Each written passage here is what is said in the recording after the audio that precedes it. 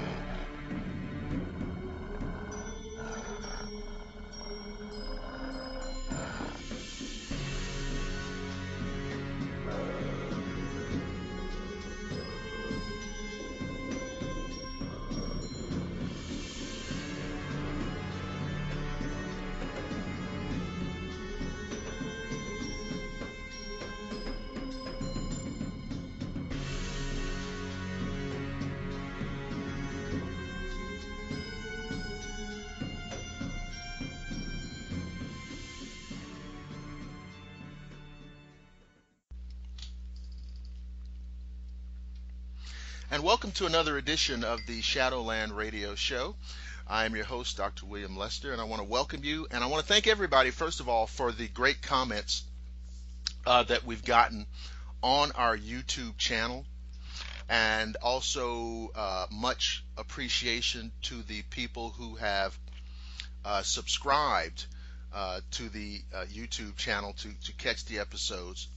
I want to remind everybody that not only can you see the episodes on YouTube, but we also have a Facebook page dedicated especially for the program. For all you folks who are on Facebook, just type in Shadowland Radio Show. It'll come up, and you can listen there, and you can comment as you listen to the show. Now, on this episode, we have a fascinating guest who is just a person that I consider to be very knowledgeable, and also a good friend and a colleague, and also, I don't want to betray too much, but she is an institute student. She is a student at the Institute of Metaphysics. She is studying and pursuing her doctoral degree in cryptozoology and demonology. She is just all over the place, and you guys are going to love what she's got to say. She has kind of shifted her studies to include a lot of occult aspects and looking at things through a lot of different perspectives. She's a big fan of Rosemary Ellen Guiley, Akelta Weil, and S. Connolly. She started a new supernatural research team that focuses on long-term research of difficult haunts and helping both sides of the equation. And may I introduce to you Dawn DelCastillo. Hello. Hey, William. How you doing? I am doing wonderful, and I want to thank you for coming on as a guest. And now tell everybody, how much cajoling did I have to do to get you on? Oh, you don't ever have to convince me to speak with you. Okay. Ever. Now, being recorded is a different game, but I love talking with you. Yes, and the audience has to know that Dawn and I have had many conversations about many topics, and they go on for hours. Yes, and if we didn't have to sleep or eat or do other work, it would probably be out of control. So a great way to facilitate that is to have her as a guest on the show.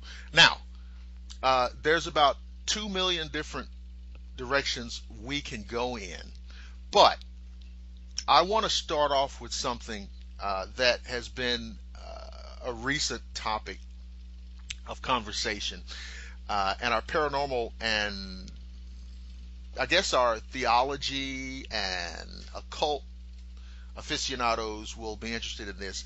This is a topic of the jinn. These beings that are referred to as the jinn.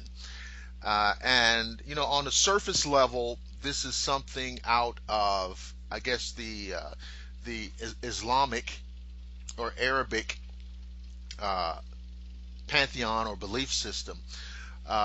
So, Dawn, tell us about the jinn and kind of matriculate that into a paranormal conversation. What are these beings? What are the theories?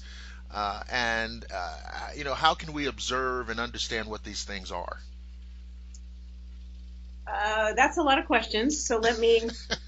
And also, I want to know, how can we improve our gross national product, in terms of relating to China? Okay, well, that is a particular jinn that I will have to ask. Okay. The price. So,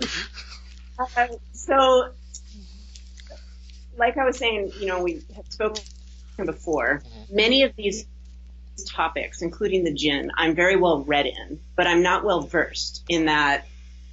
I don't have the experience level that those that have come before me have, and have spent the time researching and writing, which is Rosemary Ellen Geely, really is at the top of the game. And so where I first started to learn about jinn and understand jinn was from the one haunting case that actually fascinated me the most, and still does, and that is Deborah Moffat's A Deadly Haunting, the book I got you for Christmas, I believe, or no, your birthday. Yes, thank you. And a lot of the debates that went on with people who called in to discuss what this entity was, given what it did and its power and how it was brought over. And there were several people that theorized that it was a jinn and then documented why. And at that point, I had heard of the jinn, of course, who hasn't, because the genie in a bottle. But I'd never given the due respect to what that topic was from either a scientific method, a theological method, or understanding, or just an entity. What is this? And so I sought out books, and Rosemary Ellen Geely, of course, is who comes up. And I read through all of her posts, I watched all of her podcasts, and then read all of the books. And I read all the books in like a week. And you want to talk about a fascinating being. Demonics are just as interesting to me. I have just the same level of love and respect for lower level vibrational energies that we label demonics. Right. As I do jinn. And if jinn are so interesting, and maybe they're one and the same, we don't know. That's kind of where the quandary is, and that's really where my interest lies, is where is that line between them, and what prompts a jinn to haunt versus a demonic to haunt. And I mean, they're largely different entities, and they do different things, and they have very different characteristics to determine with haunts. Which is why I wanted to split off from the group that I was with that was purely scientific. And I'm really not scientific. I appreciate it, but that's just not really where my heart is. Right. And spend more time, like Rosemary would do, with investigations and getting to know the situation over very long periods of time. And at the same time, respecting what you're dealing with. So I'm wondering, we talk about, or there's a lot of conversation in paranormal circles about shadow people. Yeah. Is it possible that this is what jinn are? Or, we give names to all these things. Yeah. So is it possible that shadow people are the jinn? Yeah, absolutely. Rosemary would go as far, and her, the thing that's great about her is she's not just speculative. She has spent the time doing the research and gone to, the Middle East to meet with people who will at least willingly speak with her, because for the most part, their level of love and respect for these, maybe not so much love, but respect, is so grand that they won't speak about them because they don't want to deal with the wrath of that. And there is that to be had, I guess, if you don't respect them. But even shadow people and the documenting of how they transform themselves into something that particular culture would expect to see to instill fear is really what their greatest ability is. So for here, it's shadow people, because that's what we talk about, shadow forms, and they can be thought forms. They always wear a hat, they wear trench coats, sometimes they don't wear trench coats. Are they the Men in Black? I don't know. There's some ties between them, because Men in Black, people who've actually seen them, know that there's just something not quite right about their face, because no entity can take a full human form, and it's usually the eyes, they say, is the biggest thing. And is it the black-eyed children? Are they jinn? I don't know. I wonder. You mentioned the Men in Black. I wonder. You talked about them taking forms that we would expect to see. I wonder if that's the case, were they doing this as a kind of imitation, right, of human Men in Black? I mean, real guys that are, actual some kind of agent or representatives of some agencies. And if that's what they were doing, why would they be doing that? Would it just be an experiment? Let's see what kind of reaction the humans give us. You know what I'm saying? All of those kind of questions just start popping up. Yeah, absolutely. And I think the answer to all of them is yes. It's true for all of them. I do, as far as mimicking people, I don't really know why they would mimic Men in Black and then go seek people out and talk to them or try to talk with them physically. I don't know what the intent is, but if you go back through the research and you really dive into some of the deeper, narratives that jinn have, they want to remain hidden, yet they're very curious about humans, of course, but they, at the same time, I don't think they like us very much. And so they want to wreak havoc, but not always. They're such an interesting being, because I think they could absolutely physically destroy you pretty easily if they really wanted to. Yet they don't. But they have free will. They're sentient beings. They love, they have families. You mess with their families, they're going to seek revenge on you. They don't have morals like we do. They don't have the same morals that we do. They don't have the same ethics that we do.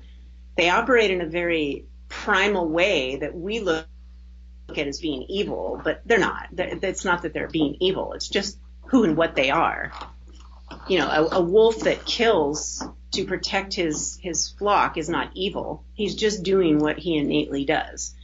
And I think that is true of jinn. I don't think that they go out with the intent to totally horrify, but I do think they put up barriers. And if you're pushing too close, and even Rosemary has mentioned in many of her workings that she'll get little nudges here and there, and so do I. Once I started really diving into it, they're around all the time. They're not rare so much anymore, at least not in my mind. I think they do account for a lot of very interesting activity. But I've never been harmed, but I know if I'm pushing too far, if I'm going too deep and getting too close to a truth that I'm not meant to know, let me know. And I will always respect it. I have such a different level of respect for them. And am I wrong, or is it just that maybe in the West, paranormal researchers are really just starting to look into this jinn concept? You're not wrong, because I think most people seem to think that they are Islamic, but they're not. They're a sentient being who just happens to be written about Islam and Jewish. Both of them. The Old Testament mentions them as well. The goetic demons are jinn, so you can tie all of that back to particular jinn at the time. At least that's something that Rosemary's done a very good job researching, and there's many others that talk about it. She's really the only one who I've seen fully vet that from start to finish. So it's possible that many paranormal situations that have gone on have actually involved the jinn, and we just categorize them or classify them as something else because the jinn has been something that's largely off of our radar. Right, and I think for paranormal groups the same holds true for what they label as demonic entities as well. Well, let's get into that because this is an interesting area. We talk about demons and demonic and what they are not, and how many people have a million different interpretations or beliefs about these beings. So let's start with you, and in terms of what you think is going on. What are these beings? What do they want? What does it portend, particularly as a paranormal researcher? Are you talking about the jinn or demonic? Demonic. The demonic, and that's a great question because honestly I don't know what they want. I don't think it's a matter, my personal feeling on it now, after just being through, and I can't talk in detail about the case because I don't own the rights to that case, but I can gloss over things at a high level. Yes. I have been on two. One of them has been my own private thing, but it's not complete. And then the first one is one that I would label a jinn case. And the second one is one I would label demonic, although it could be jinn. But at this point, in my mind, it's more demonic. And it's not just because everything I go out and do is demonic or jinn. And herein lies the crux of even talking to people about these things, because then they're like, oh, everything you do, that's not what I'm saying. Most things, honestly, are just very innocuous, pissed off people or elementals or whatever it may be, or people who haven't moved on, or people who want to live in the home and the owner doesn't want to shut the cabinets to the kitchen and it's making them angry. It's usually very simple. Well, and then how would you if you're looking at a situation, what is there a difference in how a case or a haunting will go if it's demonic versus if it's jinn? Because we know that jinn can be very aggressive, they can be openly hostile. What in your mind is the difference? How would you know, okay, this is demonic? So let me back into that and start with the reason I think the first one is jinn. Okay.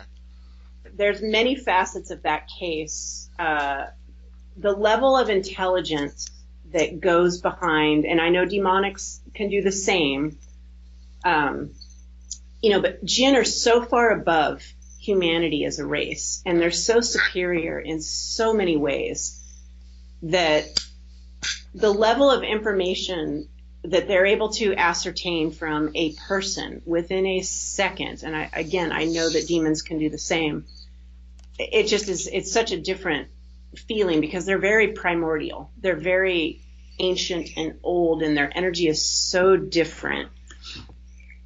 But it's a lot about their personalities. It's a lot about the sounds that you hear when they're coming in and out of our space. Okay. It's a pop, it's a crack. It's like electricity popping. It's a very different thing. They're very quick. And so you'll see movement very much out of your peripheral, because that's really where you see most of the real world anyway. Out of your peripheral, you'll see things just move at lightning speed, but you won't see a trail. It'll just be a little blip, blip, blip, like you're blinking your eye and suddenly it's all over the place. They can manifest power and they can lift things, of course. But as a general rule, I don't really think that they do that. They're more, this particular one was just more hell-bent on letting us know that it didn't want us there. But at the end of the day, sorry, the more I got to know the individual, and we're still very dear friends, the more I started to think this was definitely a jinn case, not a demonic case. Initially, I did think it was demonic, but I haven't dealt in that realm before, so it was new for me. The more I learned about the things that he was doing and what his family lineage is and the things he is personally capable of doing, aka the language he can speak. And the one thing that is almost always telling with jinn is that they speak either Sumerian or any really old language. I don't even know if Egyptian is old enough. Akkadian. Yeah, possibly Akkadian. Anything long that's not Semite. It has to be more in those sounds. And so, kind of one of the pre-Persian. Oh, for sure. Yeah, absolutely. Yeah, absolutely. And so they'll speak in that, and they'll speak in, I guess they all speak in riddles, I suppose, but they speak in a form of riddle. And so this one, it came home with me. I think I shared some of that with you.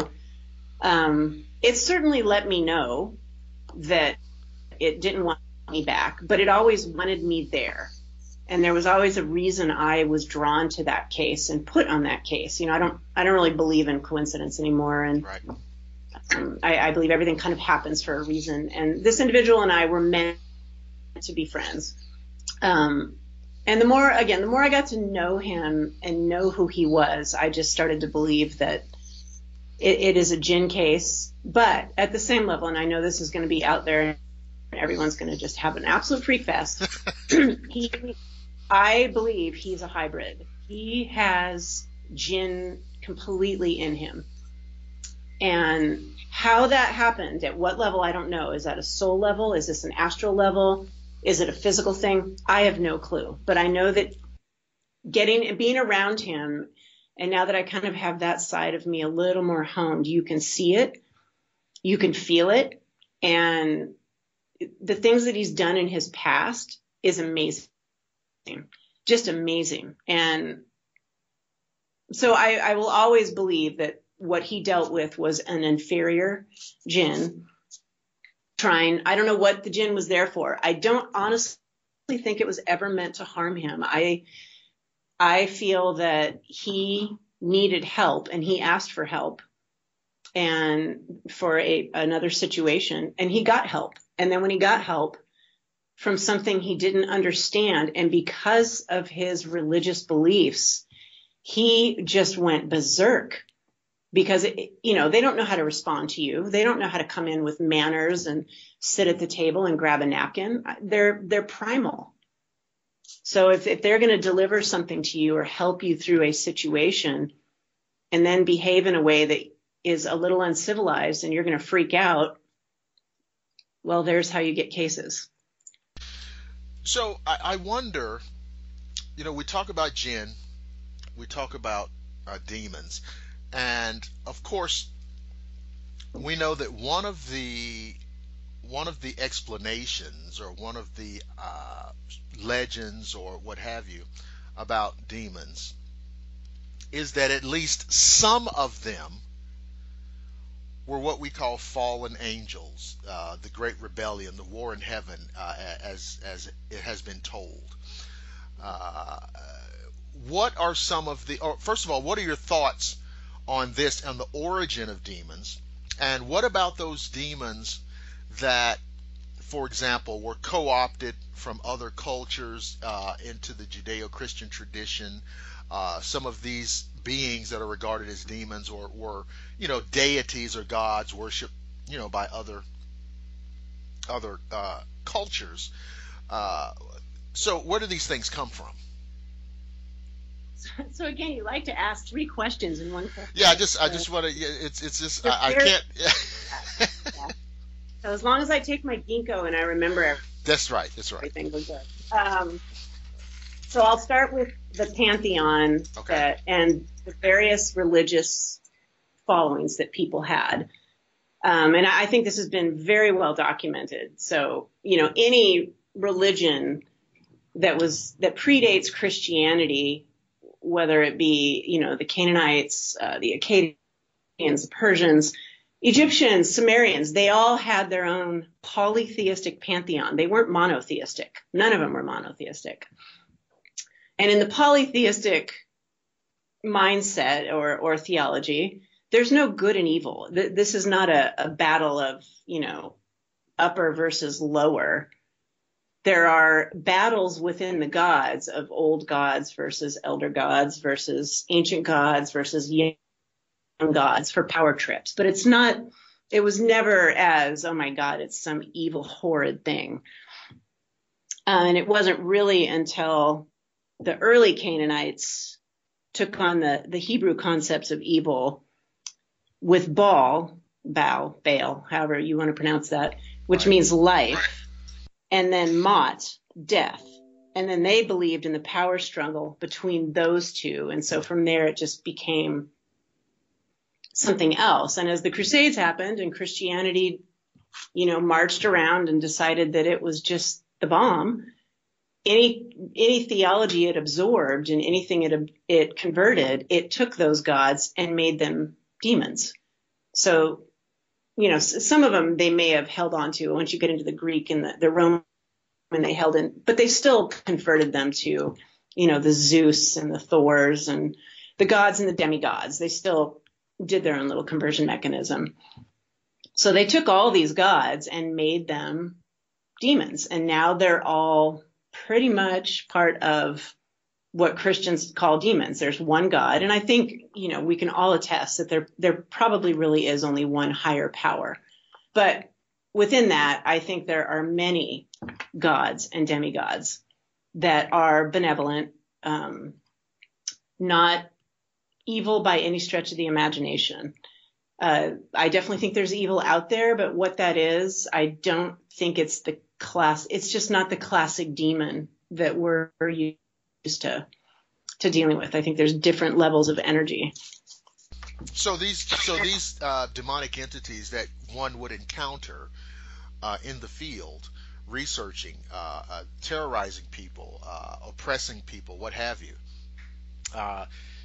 you would not attribute those to those beings that you were just talking about. These personalities that have been kind of folded into the traditional Christian concept.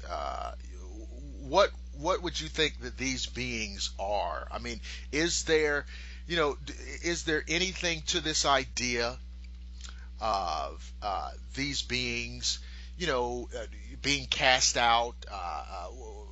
What is that? Just kind of just pure Christian mythology, or there's so much about this we don't know. Are some of these beings, these demonic beings, literally,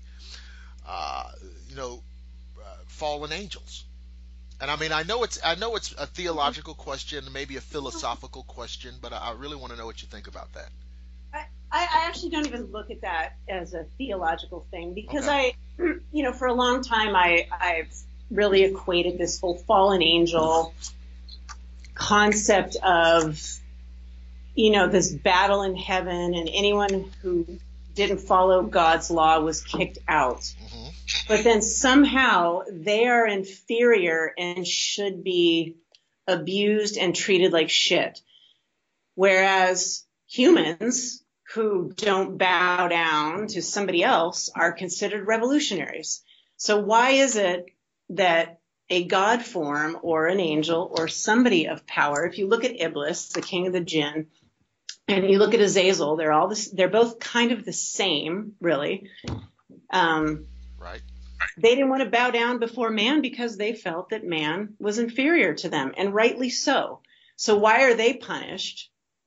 Yet we as human beings walk around on the earth and just completely cause havoc and wreak havoc and destroy everything and don't follow instructions. And we would never bow down to anybody else. That's called a revolutionary. So I can't grasp that, because I don't think that that's fair to them. to expect more from them than we do of ourselves. As far as the whole demonic possession thing, I actually don't believe that. I know that possession can happen. I just don't believe in all these stages of, manifestation and the oppression and then possession. I don't believe. And, now that I've actually had some time to digest some of this and what Occulta works on and what her and her group work on, and many others, there's a lot in the field. This is not actually a very small field. It's a really big field. I'm just now kind of getting my feet wet in the pond. That isn't, they have better things to do. They could care less. There's really nothing they're going to do with us except if we piss them off. So, okay, that's interesting. So you're kind of moving off of, because you as you know, this is kind of a thing now, kind of a principle that's put forward. Yep. By, I guess some of the mainstream demonologists, some of the there's this idea of possession, oppression, infestation, etc. And whether or not this is actually what's going on, or whether or not this is simply a way by which some of these people have chosen to fit these things into an understandable kind of encyclopedic, well, we understand, it's phase 1, phase 2, that's how we tend to do things. Yeah. All right. Because we need desperately to make it understandable from our perspective. But you feel that something else is going on. Now, I don't think there's any doubt that there are examples of demonic forces influencing people's lives, but talk about how you think that's actually happening. That's a really great question, because again, this is so speculative. So I liken it more to channeling. So I have experienced and seen and been part of, and now actually kind of been through, just given some of the work. The deities that I work with are super old, and everyone would call them demons because, well, they're not Christian gods or the Christian God. Channeling is kind of more how I prefer to go that route, because that's an opportunity for something to join with you, whether it be for benevolent reasons or malevolent. It doesn't matter. Malevolent. It doesn't matter what the reason is, and get their message across or do what they're going to do. But I don't think that there's any reason for them to stick around long term. It doesn't do them any good. They don't need our energy. I'm certainly not implying they don't like it. They don't like to scare us and take the energy. But they don't need it. They have their own source. And so there's really not much that we can offer them. Now, that said, I think there's still something else that's an in-between that is pure evil, that's pure darkness. And it is hell-bent on destroying people and destroying lives. Occulta would be the one to actually talk more about that, and I definitely don't want to step on any toes by saying something wrong, but she calls that sludge energy. And it's a very thick, heavy, dark energy that will possess people and will take on people and take over their lives. But she works with, demons within her own group to help ratify that situation, and with great success. So it's not like, I guess really my point is that I don't think that the demonics, the Asmodee and, the Belial and all these different demons that we label and call names and punish and abuse are actually the ones causing the damage. I think they probably help people more than we give them credit for. And so when we walk into a case, and this is my biggest pet peeve, and really what made me shift, even though I think I've kind of always been this way, but I've done a 360 in my feelings and thoughts, is reading some of these books that are very old demonology books, and looking at the pictures of Archangel Michael holding on to Asmodee in a chain with his foot on his neck. Like somehow he is superior and Asmodee is inferior. Right. I don't see that any differently than I would see slavery. And so it pains me to actually see that. And I think that disgust I felt and that pain was just a sign that really, I'm not really a light worker. I have great respect for them. And I think there's a time and place and an absolute need for them. But I'm not out to abuse or try to cast something out, through the power of Christ or any of those different ways, or even using white light. Because that would be the response to someone looking at this from a traditional Christian viewpoint.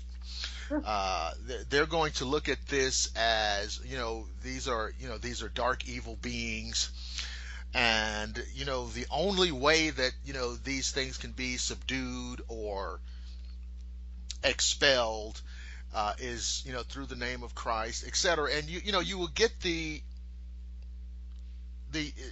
expected viewpoint, from a person from that perspective. Yeah. But you said a few minutes ago that you did not think that those beings were the ones that were, wreaking all the havoc in people's lives. So are there levels of demonic forces that are particularly predisposed to do that to people, or is it a lower level, or what do you think is going on there? Again, another awesome question. So this is definitely where I will make the introduction to Occulta, because this is such an area that she has spent so much time in, that I absolutely want to respect her research. But I agree with what she has said in that there are many levels. This is not a black and white situation, just like there are with angelic beings. There's many levels to angelic beings, and there's a hierarchy to that, just like there's a hierarchy to, anything in life. And so there's definitely something much lower. Is it an astral? I don't know. Is it much older than that?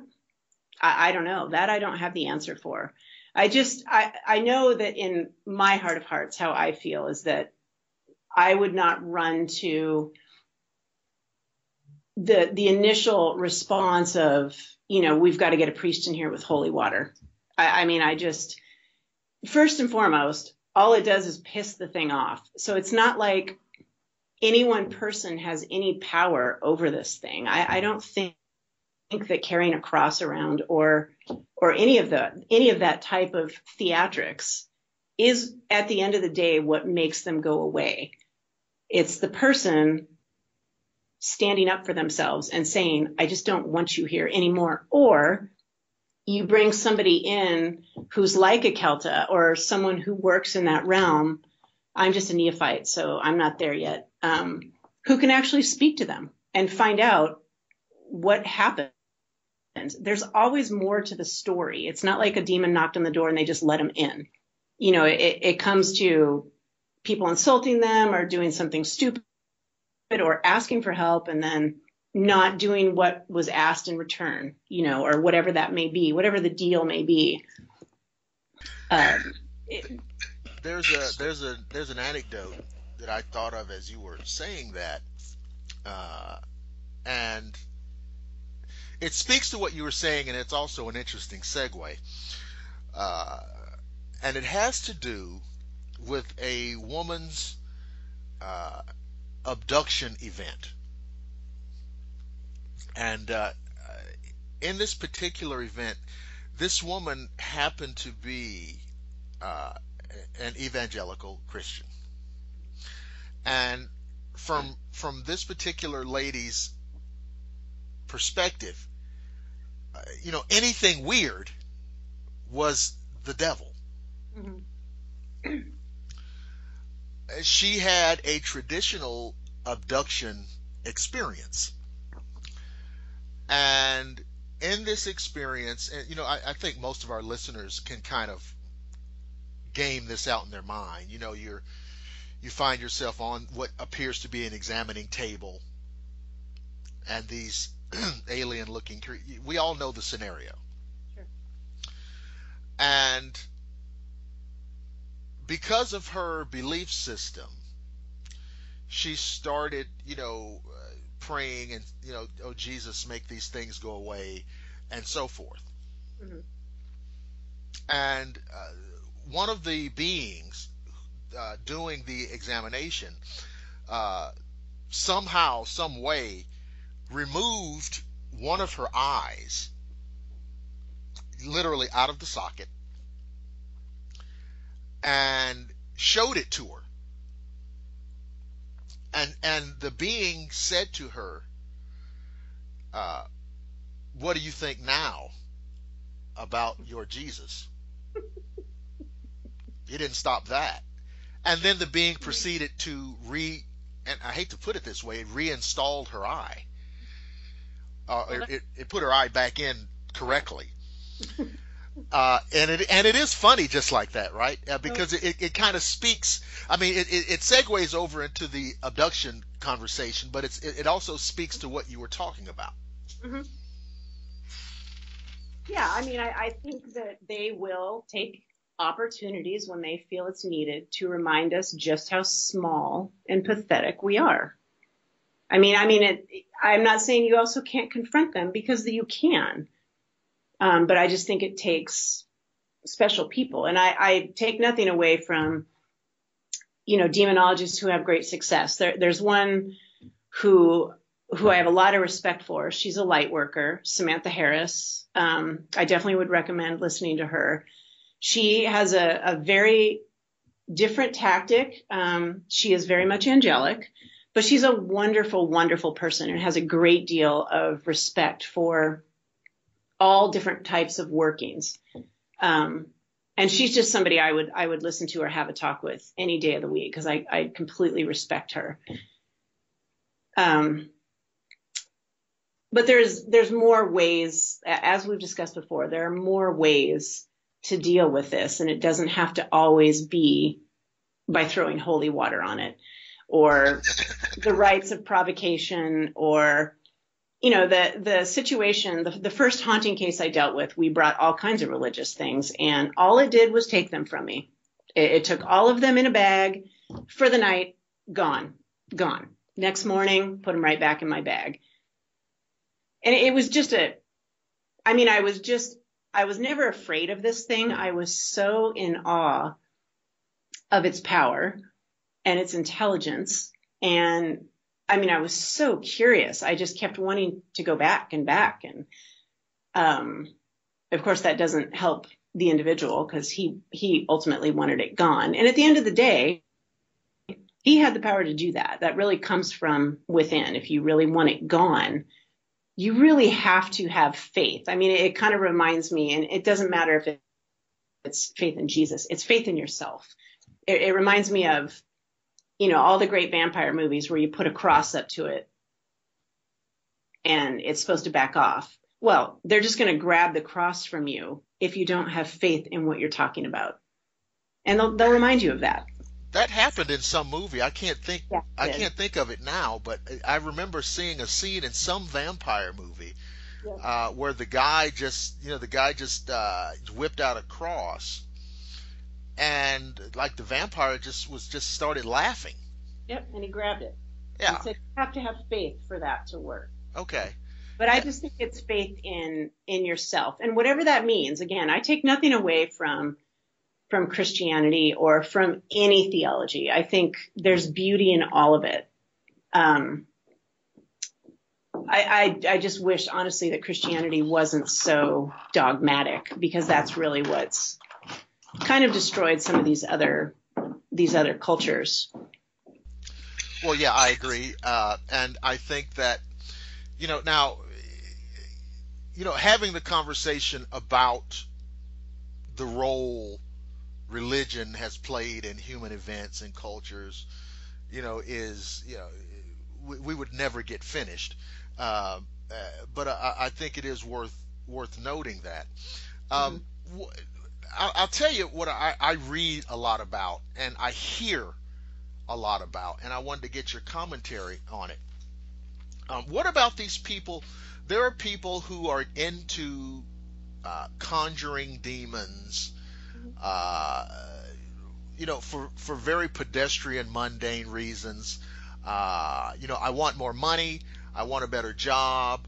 I want a bigger house. I want to attract more romantic interests in people out there.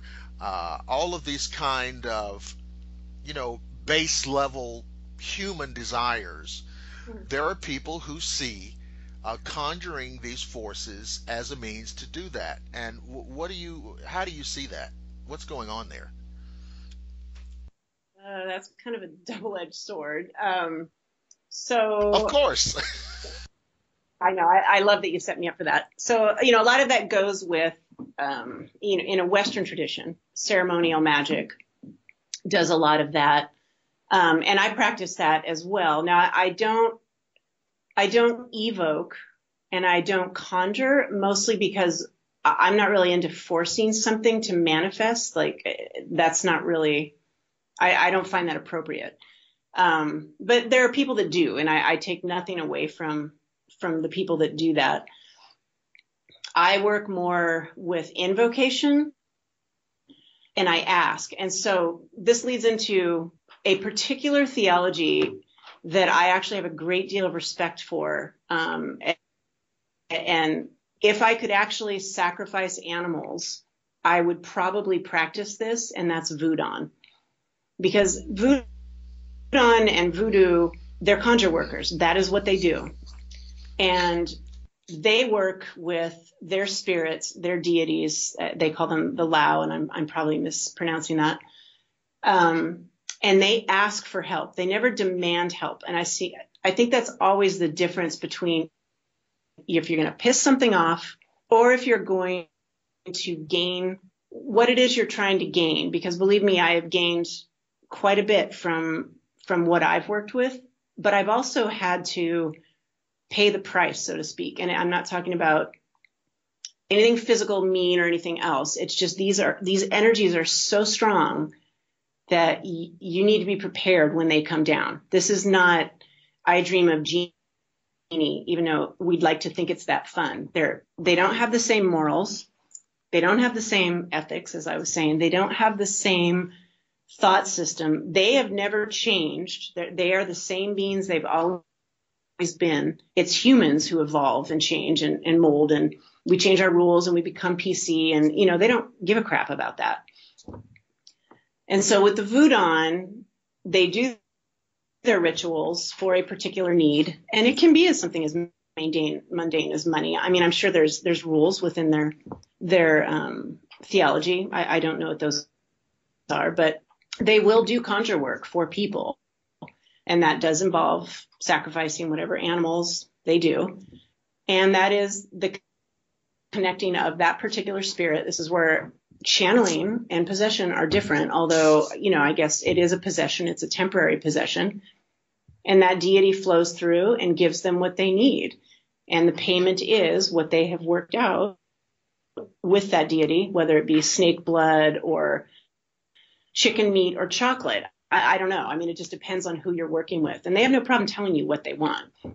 And they don't ask for blood because they're mean or evil. That's just what they want. That's the life force for them. And so I think back to your point, what we've done with conjuring and that kind of work has really become theatrical, dramatic, and highly inappropriate. And so we conjure something up or we request help, but we do it in a demanding way. We have no respect for what we're doing, no respect for what we've just requested help from.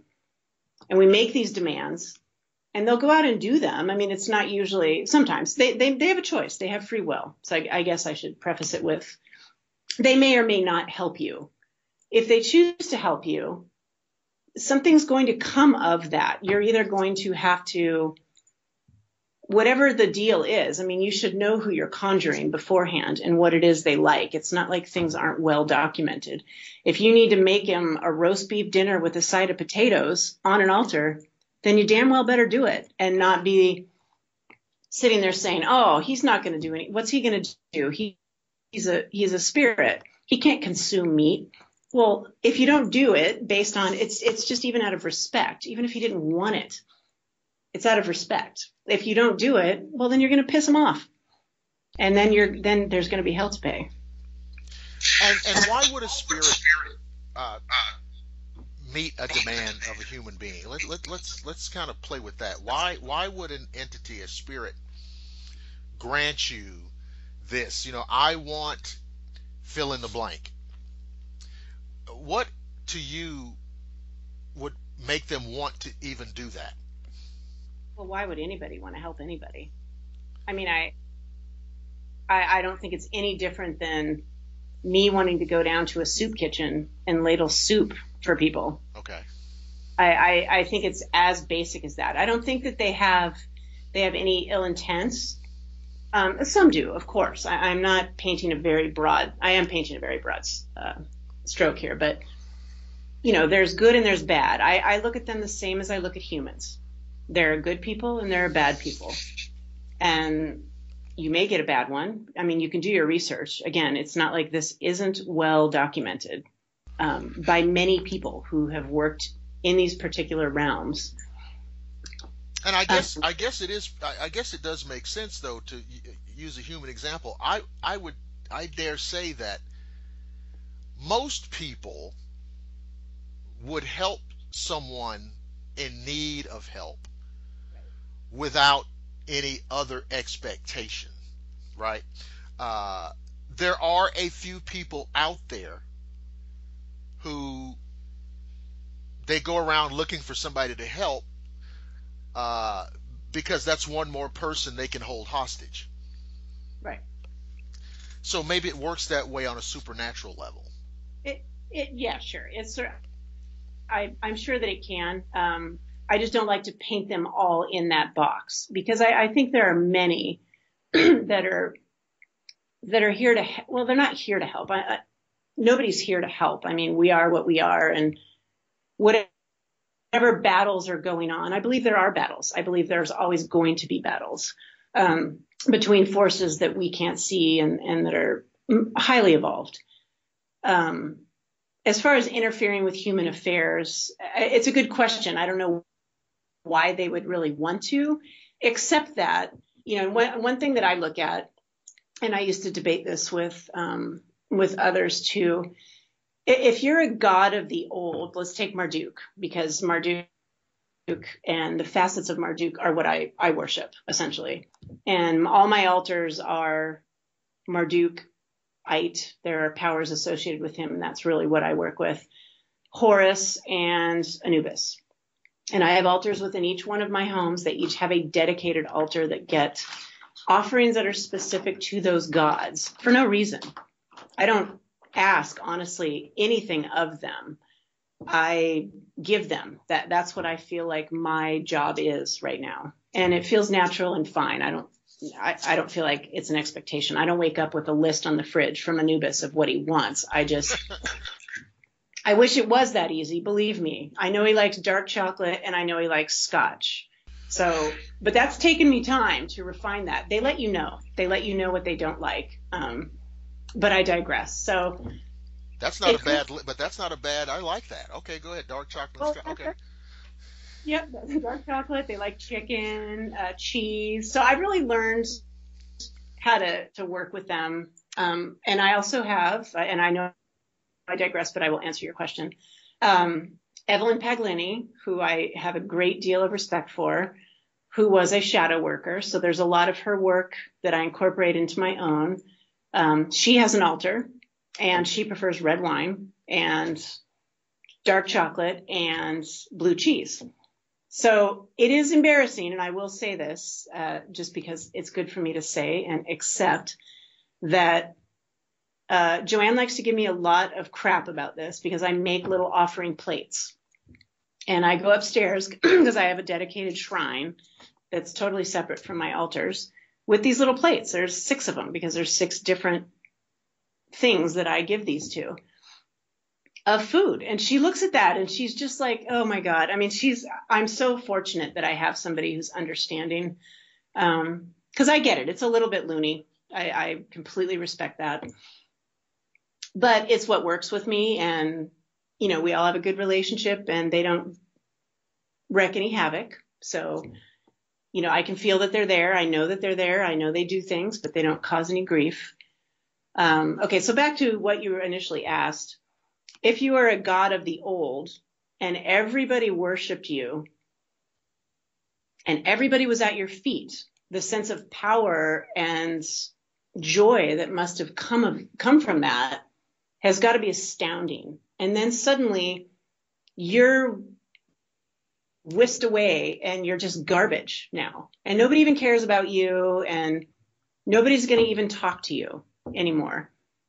And so here comes a person who might maybe not worship you, because I don't think that's all the end goal of all of them. But here's somebody who comes at you with good intent and good heart. And I think that is imperative, and they will know. And if you're not, I think they will absolutely squash you or destroy you. If everything is pure and you are adoring them and asking for things, then I think that there is some level of enjoyment or relationship between that entity and a person. Does that make sense? It totally does, and it makes me think about, and I don't know if you're familiar with this, because I can make any conversation, I can make Star Trek relevant to any conversation. Yeah, I know you. Now watch this. Yeah, totally. There's an episode of the original series in which they encounter the being that had been Apollo in the Greek pantheon. Mm-hmm. And he is out on some planet somewhere way out there. And he projected himself out into space and subdued their ship. And when they go down to the planet, he's there. And as he's talking to them, they realize, wait, this guy is Apollo. And he was worshipped on Earth in a particular time in our history. And Apollo tells them that when the Olympians stopped being worshipped, they started losing power. They started losing energy, and they kind of drifted out into the cosmos. But they knew that the human race would somehow make it out into the stars, mm-hmm. Like the Enterprise and all that. Mm-hmm. And so now you guys have made it out here, so here we are. You can go back to worshiping us. Right. All right. And of course they were like, well, no, listen, we didn't get out here by doing that kind of stuff, so we're not going to do that. And you see what I'm saying? I mean, and it's that kind of idea. Yeah. It's a great analogy. Yeah. And I think as humans, because we're just so simple-minded, we look at that and think, oh my God, well, to be worshipped means you're an egomaniac and you're just arrogant. But again, we're not looking at them through the right lens. We're looking at it as if somebody were to come in as a dictator, Castro or whatever, and tell us how we're going to be. And I'm going to have my pictures all over and you're going to sit at my feet. It's not the same thing to them. At least from my understanding, they don't need human energy to exist. But I do think that you're right with the analogy. I think that there is a certain sense of power that they can start to gain by having that acknowledgement. Because they're not vampiric. I don't think that there are those, but as a general rule, I don't classify all of them as vampiric. They don't come in and suck you dry for the sake of, moving on to the next person. I think that they come at you. They are capable of great love. It's just different. And I think, Kelta really described this in a good way. And then I kind of took it to my own analogy based on my own experiences of why someone would choose angelic to work with. And there's nothing wrong with that. Right. Versus why someone would choose the darker energies. And so for me, the easiest way to think about that, and I choose darker, it's easier for me to tap into. It's much easier for me to work with. I'm very comfortable in the dark. I can step into the light, like I can go in between, but I'm much more comfortable in the dark. And so I had to, in my mind, kind of frame, well, what would that look like to a lay person? Like, how would you explain that to somebody? And so it's for me, it's blankets. So some people like down comforters that are really light but provide warmth. Some people like heavy comforters, like myself, that make you feel cocooned and almost entombed, but provide the same warmth. So they both do the same thing. They feel innately different. And so you have a comfort level. For me, I have a comfort level with the density of that blackness. No, I understand. The blanket analogy was perfect because I totally understand.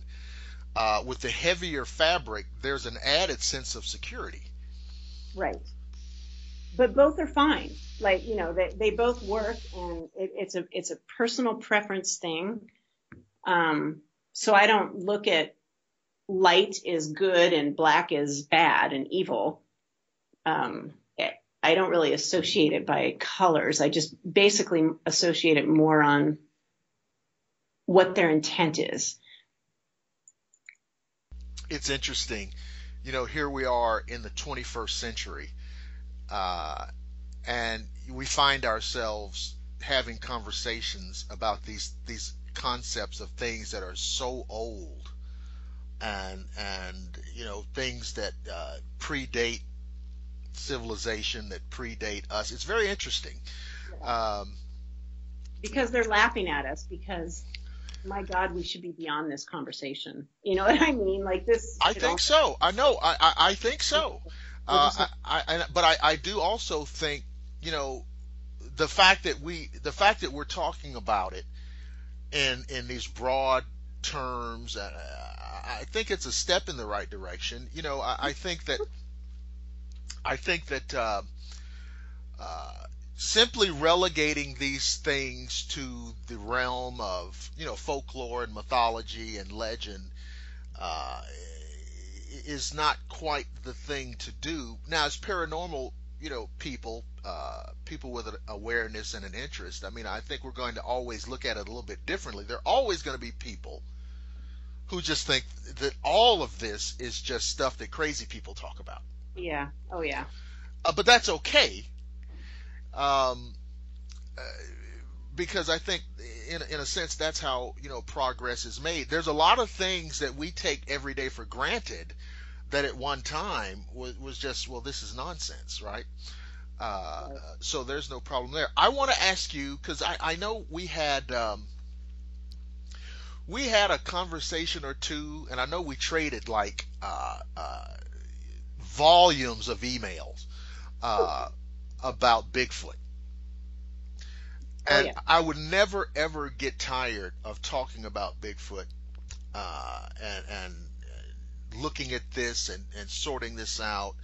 I've been fascinated by this since forever. Now, can you or will you tell us about your experience to any degree that you can?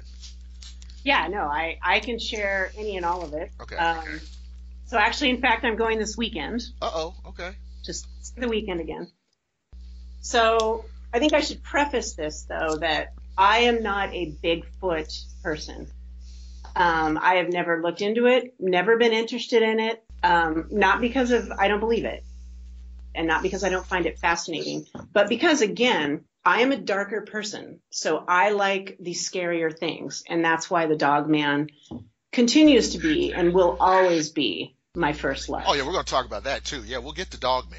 Dogman, that's different because I have an innate fear of it, and it's something I feel like I need to confront. But and an obsession, and I think there's something much deeper and more deeply rooted to that than just fascination in stories. But that's for another conversation.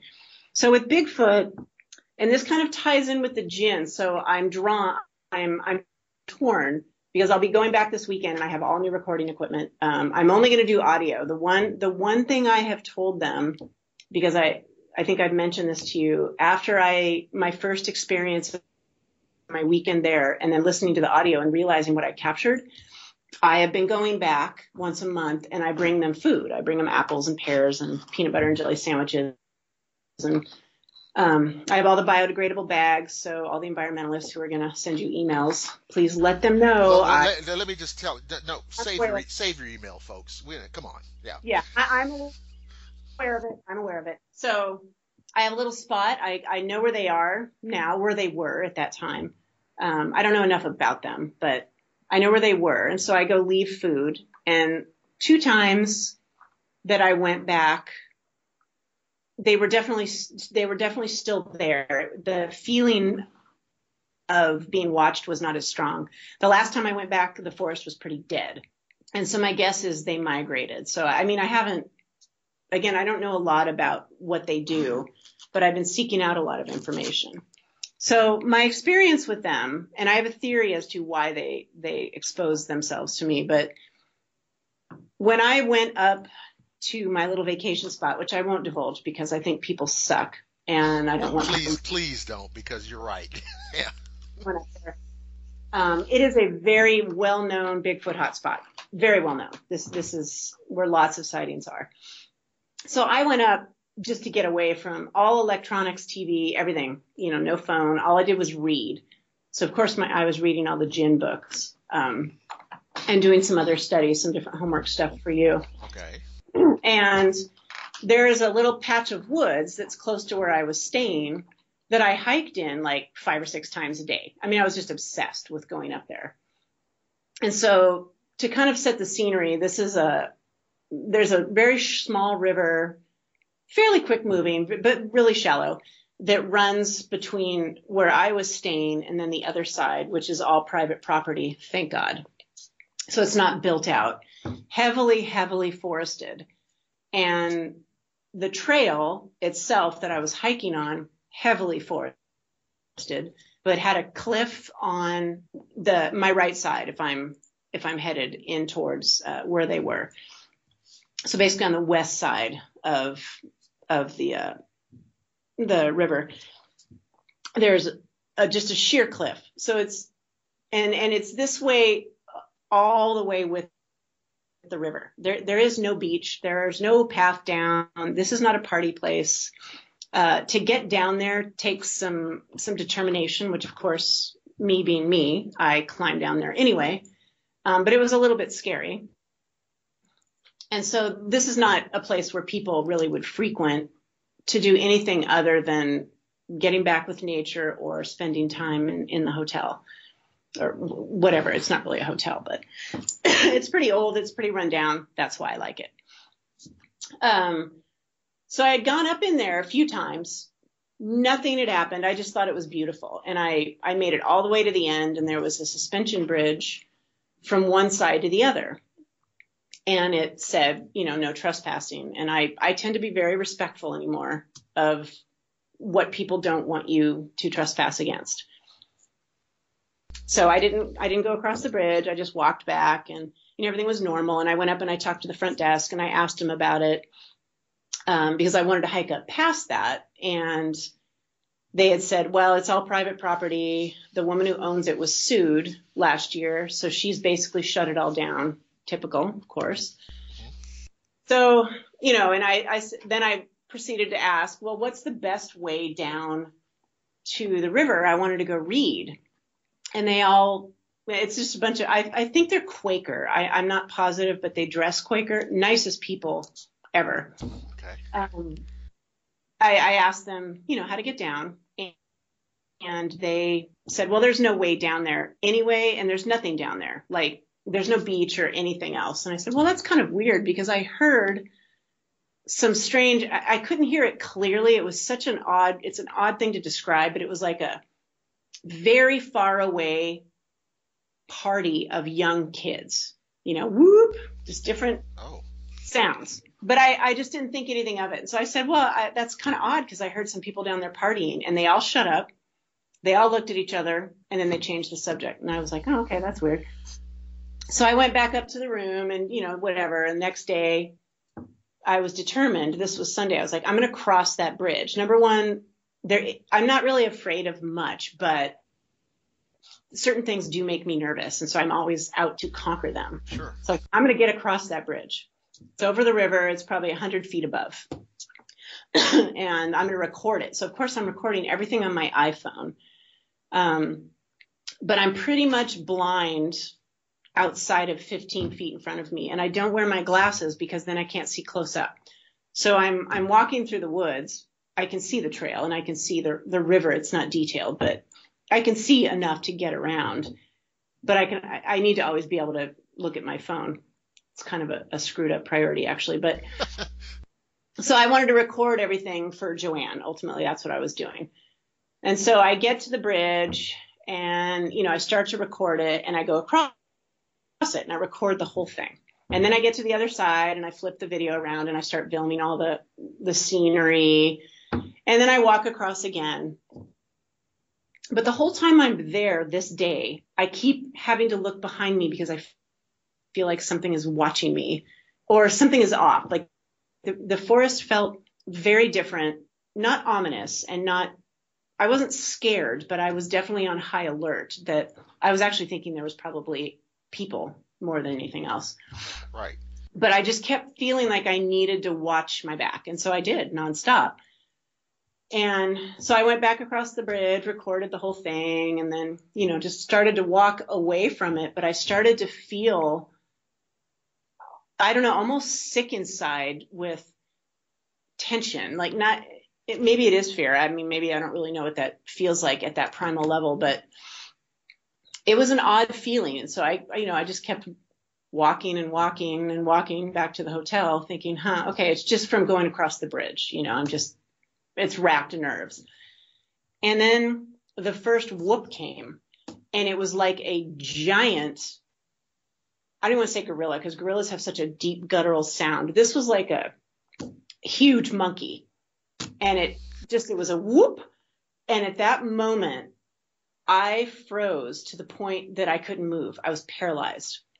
And that's really what I realize now, after speaking with Linda Godfrey and, other people, that was infrasound. They hit me with infrasound to stun me. And you have a moment where you don't know what the hell you're doing. And the panic that set in, and I'm only like 200 feet away from where I need to be out of the woods. But I couldn't figure out in my mind, do I go right? Do I go left? And it's straight. But in my mind, I was just like, I don't know what to do. I felt like an animal that was being hunted.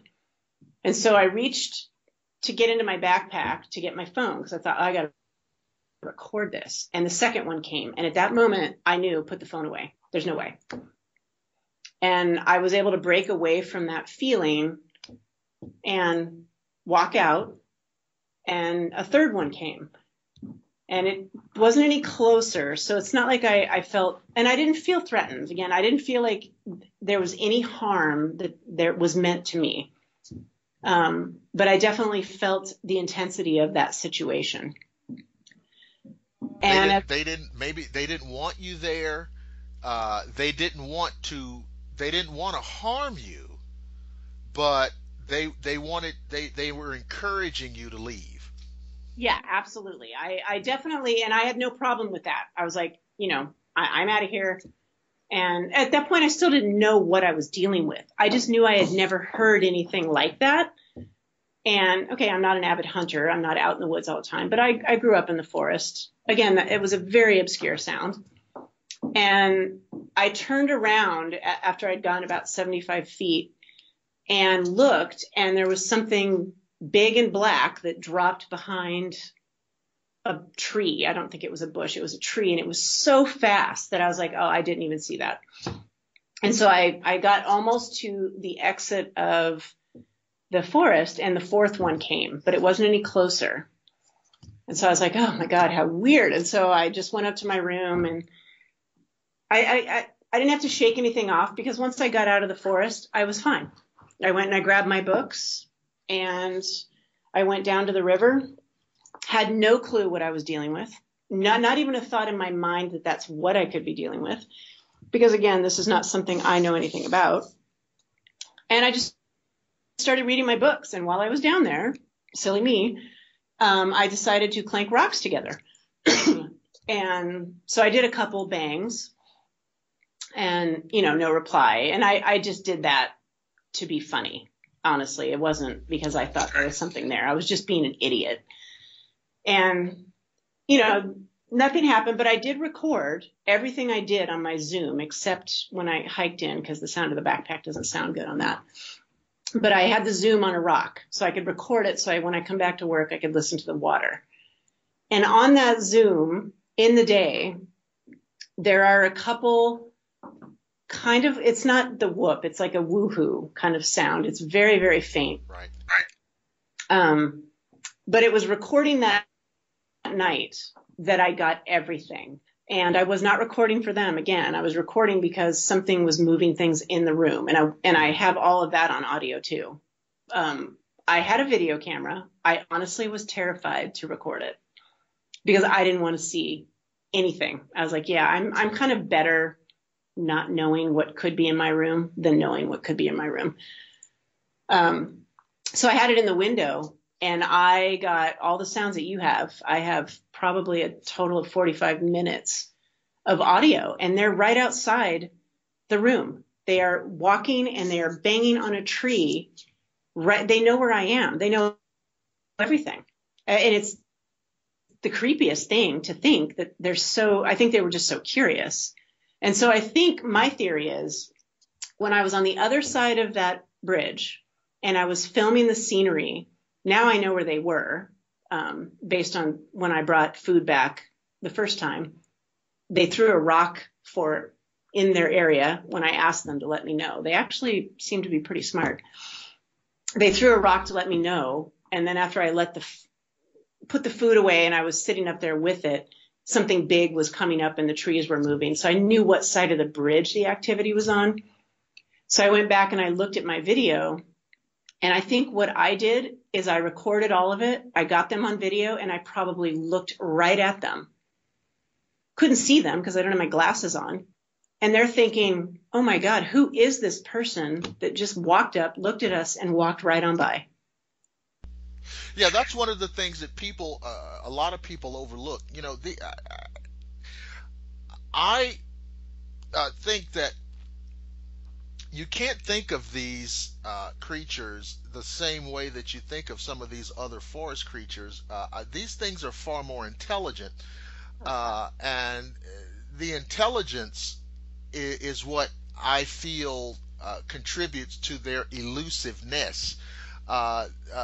These creatures can think, and they can reason and calibrate. And, I don't know what their actual level of intelligence is.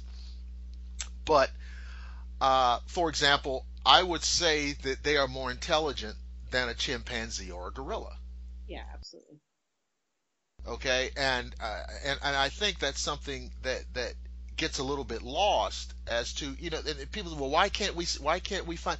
Well, you're talking about something that's been, and let's just talk about North America for a minute. There have been people on this continent for about 10,000 years. And these things have been there at least that long. Yeah, if not longer. If not longer. So they've been here all the while with people. And if they have the level of intelligence I suspect they have, they've learned a long time ago. Even with the eventual coming of highways and cars and trailers and campers and boats and hikers and hunters and fishermen and all of these kind of things. They've learned a long time ago. If they don't want you to see them, or if they don't want you to discern their presence with any, real degree of certainty, you're not going to get it. You probably got lucky with your situation. You were lucky. Yeah. Oh, for sure. But I also wasn't seeking them. Right. And I know that, there are animals, just regular wild animals like deer and bear. And I'll tell you something. And the hunters out there know this is true.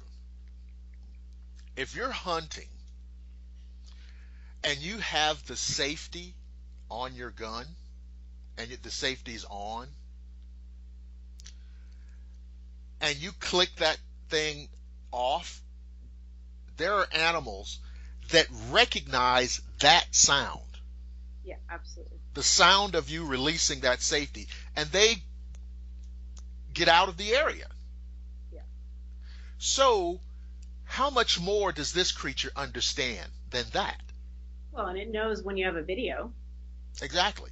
Which is why, that's the thing. I've made that kind of promise, and I just do it through thought. I don't sit and talk to them out loud, mostly because I don't want other people to hear me, but I think it. I'm not out to prove anything. I'm not out to even get them on video. I will get a monocular night vision, just a monocular, but not with a recording device. Yeah, because they know when you're doing that. And I think you used the right word. You talked about not wanting to prove, because here's the thing. These things are real, and they're out there. So, to me, there's really no sense in why am I going to try to prove something that is there? It's like trying to say, hey, you know what? I'm going to prove that there's a car out in the garage. Right. There's no need to prove it. It's there. Now, maybe you don't know that there is. Maybe you don't realize that there is. Right. But with just a little bit more information than you have right now, you'll know it too. Right. So you're right. I mean, there's really not much worth, I feel, in getting into, I've got to prove this. I've got to prove it. And I'll tell you another thing too. And you've probably heard me say this, and I know some of the listeners have heard me say it ad nauseum.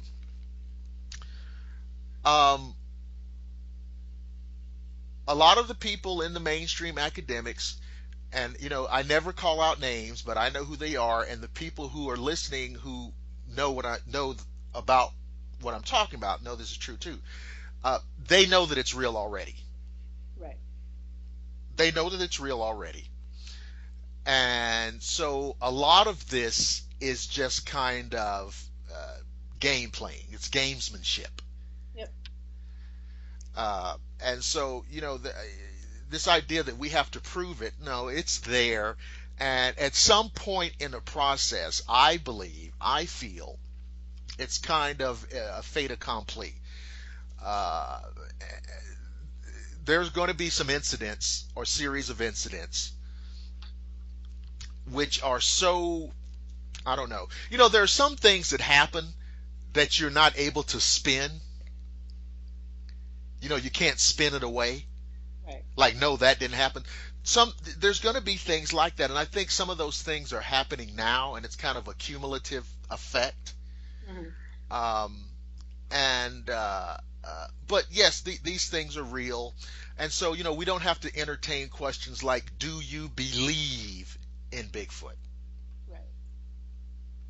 Now, having said that, you spoke earlier about the dog man, which you are right is a far more ominous situation. And I still think that, part of it is, we can't ever get away from the fact that, we've seen all the werewolf movies. Yeah. And there's no way to get around the fact that this thing looks like a good old-fashioned werewolf. Yeah, it looks like the one from Underworld. Yeah. Everybody talks about it. That's how they describe everybody, it. And that's a scary that's scary imagery. And this thing seems to have all the tools to rip you apart limb from limb. Mm-hmm. And so, yeah, it is a scary subject. But I have to say also that, listen, and I don't like admitting this, but I think these things are real too. Yeah. Oh, yeah. No, absolutely. And so, yeah, what are your feelings and impressions about this thing? I think, again, that's kind of similar to how I've approached the demonic side. I think that's evolved a lot. And individuals like the pioneer, just like Rosemary, Linda is the only person I know of who actually has taken the time to look at this particular animal from many different perspectives. You're talking, of course, about Linda Godfrey, who's done really great work on this. Yeah, I mean, believe me, the hours of time, excuse me, she has saved is paramount. I mean, and she is somebody I reached out to with the Bigfoot situation because I know that she has a lot of people and a lot of anecdotal stories herself. One thing about Linda also, and some of the folks know, but Linda's background was in journalism. Right. And so this is not somebody who's just some kook just running off, just doing wild. She's done really good work. Oh yeah, no, she's. It started as a joke to her, and then became something much more, much larger. I don't want to say sinister, but much larger. And so I think that there's many levels to this particular creature. I think he is corporeal. I think he is here. He's as elusive as Bigfoot. Strength-wise, probably stronger. Can rip Bigfoot apart. They don't tend to.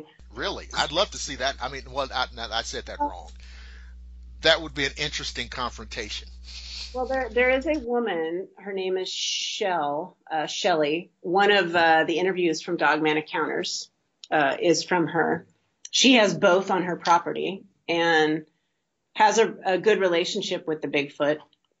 I'll email you the link to that particular one. And I've spoken with her. Now, she has a lot of photos. She has a lot of evidence of both, but chooses not to share that because it just starts a whole thing. And so people who come to her and see her in person, she will show them, but she doesn't put anything out there, which I completely understand. Well, yeah, people, I mean, it's just incredible, people, because if you do that, it's not going to be long before somebody figures out the location. Yep. And then, God knows what is, yep. And you can't take responsibility for, this joke I have is that, one of our biggest problems is that we have too many stupid people. And this is one of those ways in which it may manifest itself.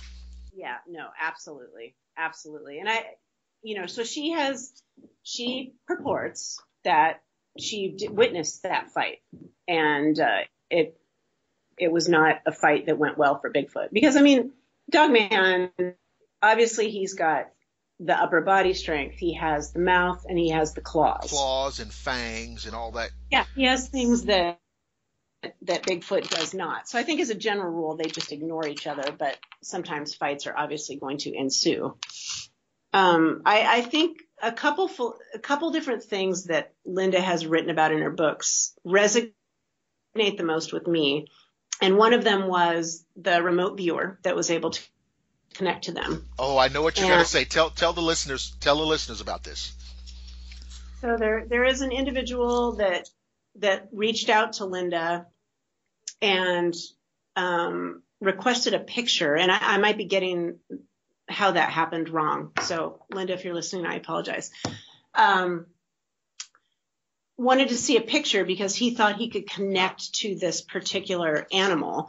And he's a well-known remote viewer. He works for the government. Remote viewing is a well-known. What a surprise. tactic. Yeah. I've been working in it, so I've had my own experience kind of generically and very poorly. But this individual was very experienced, and he got the picture. He was able to connect to them and ascertain from that particular connection that they basically have been here all along, that they are an alien being. They're from another planet, dimension, whatever it may be. And they are just awaiting the demise of humans so that they can take the Earth back.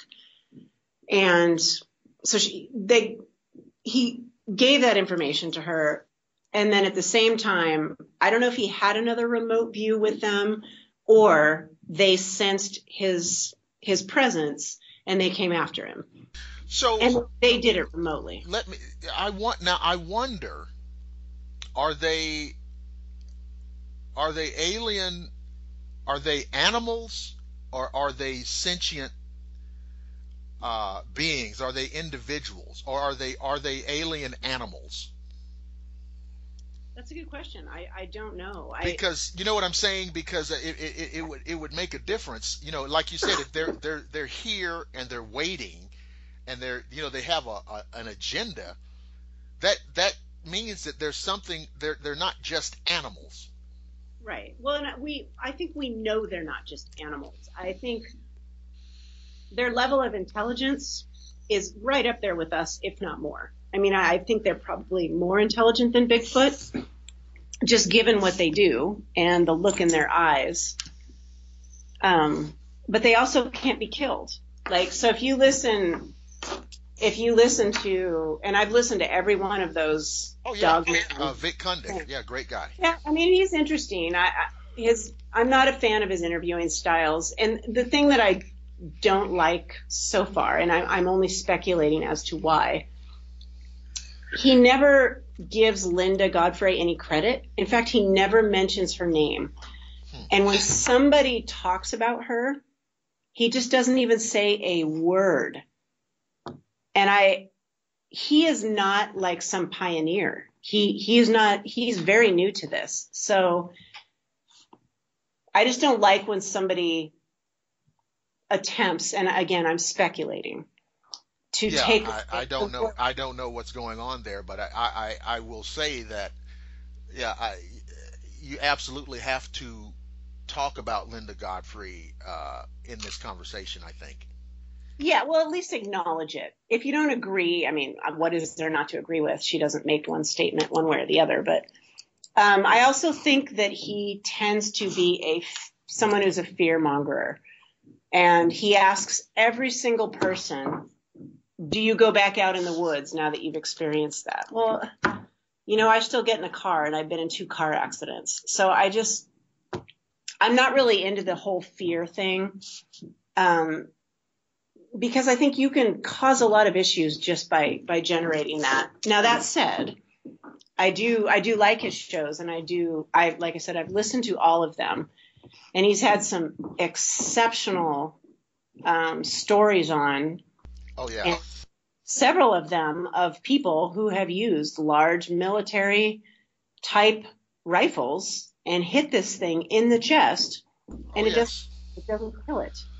And see, that's another. And see, I've picked up on that too, and that disturbs me. And that's another reason why I kind of lean towards what was uncovered by the remote viewer. Right. Because again, if they're real, and these things are being, fired upon and struck in some cases by these, large caliber weapons, mm-hmm. and it's having minimal to no effect, then it has to be, and I hate to, I try to avoid speaking in absolutes, but there's a finite number of possibilities here. Right. I mean, either everybody who's ever shot at one is missing. I don't believe that for a minute. No, they see the blood and they hear right. it. So. Or there's something about the anatomy and physiology of these creatures that is different than anything else out in the forest. Right. I mean, a grizzly bear is a big, strong, formidable creature. Yeah, absolutely. But you can kill it. Right. So, what are your thoughts on that? I mean, you feel that way too, or what is Yeah. that all about? That's really unsettling. Yeah, no, it is absolutely. I when I go in the woods, I pack, but I'm certainly not in any kind of denial. Number one, I would never want to shoot anything. I mean, it would have to be seriously, and I honestly pack for humans, not for animals. Sure. I think there's ways out of animal situations. I mean, obviously there's certain situations where that it's warranted, but to know that even if I were to carry my AR, which isn't even a big enough round, if I could carry a 380 or a 30-06 or something large like that and know in my mind it's not going to do anything to these guys, well, then I just need to find a better way, like a boat horn. So that is one thing I will, give Vic a lot of credit for, is a lot of these people have talked about ways that they protect themselves in the woods, not just from this, mostly not just from this, but from other animals. And that's the bear spray or the big horns that they have on boats, those really loud air horns. Right. And I actually think that's a really good idea. And the fact is, if there's one, there's many. Sure. They're pack animals. So if there's one in front of you, you better believe there are many behind you. And it's so calculated. So why even take the risk? I think they tell you what they want you to do, and that's get the hell out of there. Right. Otherwise, there'd be a lot more deaths.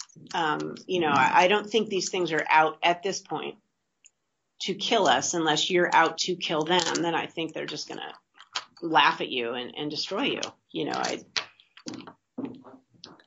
But, the idea of them, of course, is horrifying, and especially Underworld, that's like my favorite series of all time. Right. I love the werewolves. I love that they go bipedal to quad. There's so much about it. And then when everyone talks about what they see and that's how they describe it, well, that only makes it that much more intriguing and scary for me.